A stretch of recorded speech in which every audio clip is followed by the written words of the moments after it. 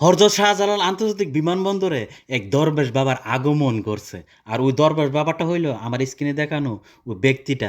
এই দরবেশ বাবা প্রবাসীদেরকে সে কোনো অবস্থাতে সহ্য করতে পারতেছে না। কারণ এখন তো আর প্রবাসীর কাছ থেকে টাকা খাইতে পারে না। এজন্য প্রবাসীদের সামান দেখলে তার ভিতরটা শুধু জ্বালাপোড়া, জ্বালাপোড়া করে। তাই সকল প্রবাসীদের লাগেজ ব্যাগ কাইট্টা সামান চেক করে আর খুঁজে কে কইটা মোবাইল নিয়ে আসলো। আর এই একজন সাধারণ প্রবাসীর হাতে তো এমনিতেই ২-২টা মোবাইল থাকে। ৩টা নেবার তো অনুমতি আছে। সে খুঁজতেছে যে কিভাবে ওই মোবাইল সে এখন ধান্দা করতে পারে।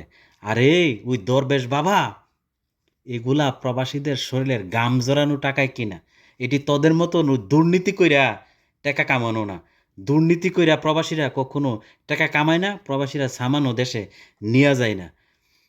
সকল প্রবাসীর পক্ষ থেকে একটাই আওয়াজ থাকবো, এই দরবেশ বাবাকে এয়ারপোর্ট থেকে হাঁটাও, সকল প্রবাসীদেরকে বাঁচাও। সকল প্রবাসীদের প্রতি আমার একটা অনুরোধ থাকবো, আমার এই ভিডিওটা বেশি বেশি করে শেয়ার করো, যেন এই দরবেশ বাবাকে এয়ারপোর্ট থেকে হাঁটাইতে বাধ্য হই।